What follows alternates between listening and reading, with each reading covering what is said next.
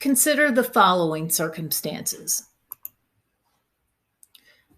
What do these situations have in common? So a police officer is sitting on the side of the road and watching the radar, essentially what we know is a speed trap. Suddenly, a cluster of vehicles, including yours, pass by the officer. Everybody's surprised. And so this whole cluster of vehicles speeds past them, and it's well beyond the posted limit. Of all those vehicles, the officer decides to pull you over and write you a ticket. Okay, that's one situation. A local district had a discipline policy which stated a student could be brought to a hearing and expelled after 7 disciplinary actions within a school year. It's what we used to call seventh violation. These infractions could be minor. And so something like showing up for class late, talking in class, dress code. And as a result, after the second half of the year, many students were expelled and forced to attend an alternative school because, well, they were annoying for faculty and staff. A single parent experienced great challenges, including homelessness, lack of resources, and health concerns. She kept bringing her children to school around the time of the morning bell, meaning technically they were late. And because of all those tardies, she was issued a notice to appear in court. And finally, a woman does not actually beat up or physically harm her boyfriend, but she says demeaning things to him, especially when no one else is around the two of them. What do these situations all have in common? Feel free to pause this video to reflect.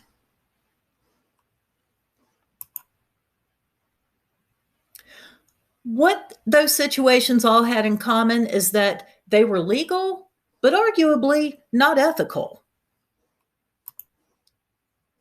Right? Take a look again. Okay, so the police officer. Yes, if you were speeding, you can be issued a ticket.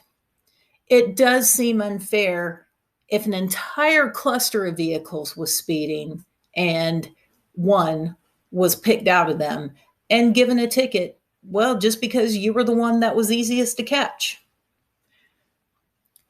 That example about the 7th violation, that really did happen before, where I commonly refer to this one school as a Stranger Things school. We were in an alternative setting, and yes, students were expelled from their schools and then given the option to attend ours, or if they had an IEP, it was a change of placement, and they were IEP'd to our school.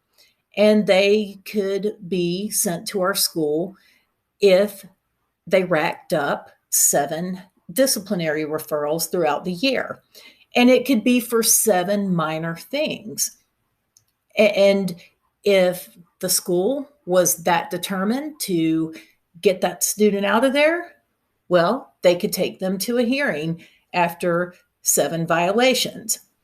That's where we would say that basically kids were sent to us for being annoying. And as far as the example with the single parent, look at all the issues going on there. It's not to say that it's ideal to bring your kids to school late. However, does it warrant sending the person to court as opposed to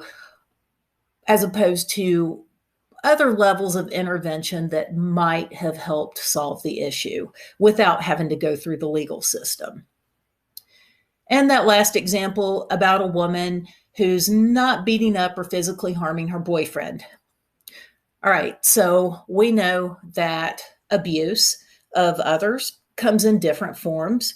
It's not just physical. It can be mental, emotional, and otherwise. But as far as the law goes, it It's physical violations that are enforced.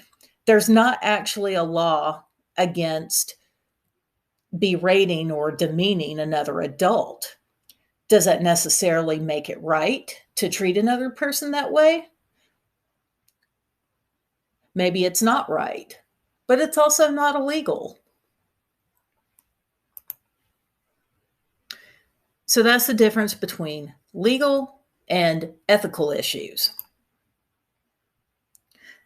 And so both legal and ethical responsibilities are there for educators. They're both based on expectations for our actions, how we behave, what we do, what we refrain from doing. The law is always written. And then ethical responsibilities, those are based on perceptions of right or wrong, and they may be written or not. For example, your school district, the state, and even our advocacy organizations publish codes of ethics. They are sometimes written vaguely and have some question for interpretation, but nonetheless, they are published and they do offer guidelines.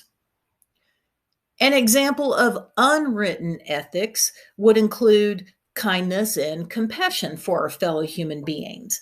That's not always written down somewhere, but as educators, we should know that that is expected of us, that we will treat people well.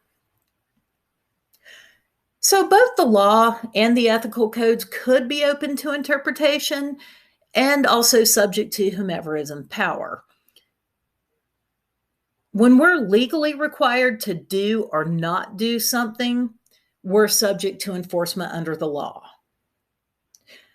Ethical violations, however, might not be associated with the law, but they could result in occupational consequences. Sometimes both legal and ethical standards apply to a situation. So let's take the Atlanta cheating scandal, for example.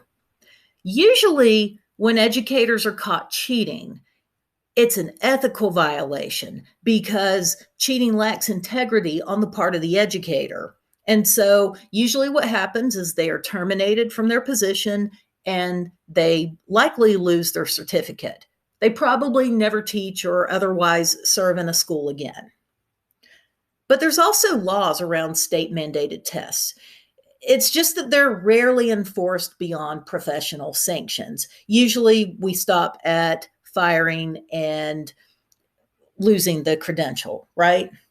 However, when several Atlanta teachers and administrators were found guilty of cheating on state-mandated testing, they were actually given jail time. Yes, they were hauled right away from the courtroom to jail. Now, the fact that these educators were prosecuted while most others are not, that's a whole other ethical argument right there. And that has a lot to do with systemic biases. But let's look at some examples that are specific to transition planning.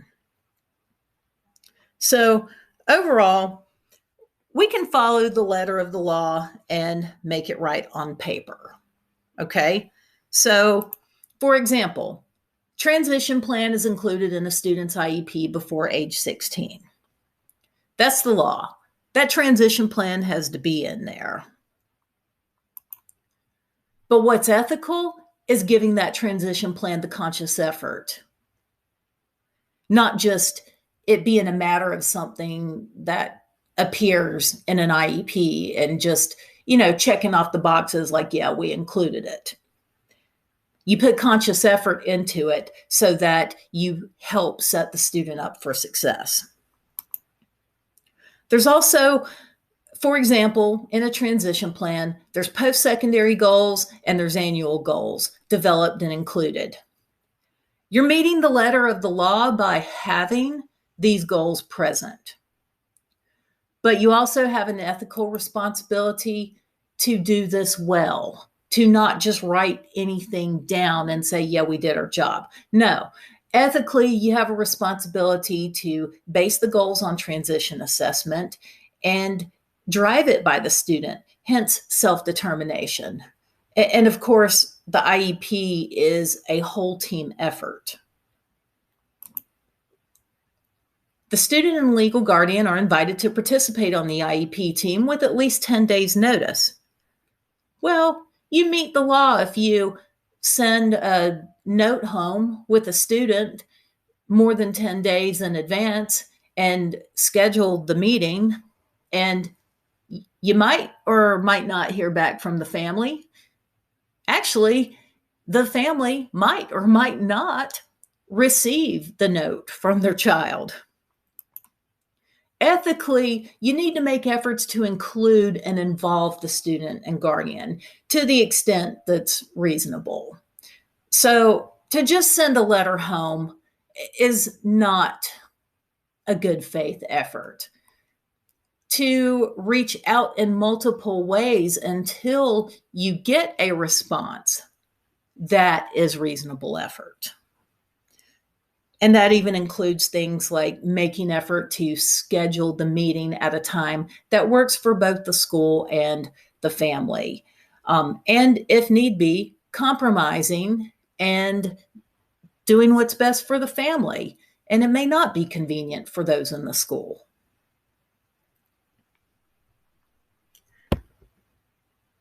So the ethics, how we treat our students, the integrity in the job that we do, that matters just as much, if not more, than meeting the legal requirements under the law.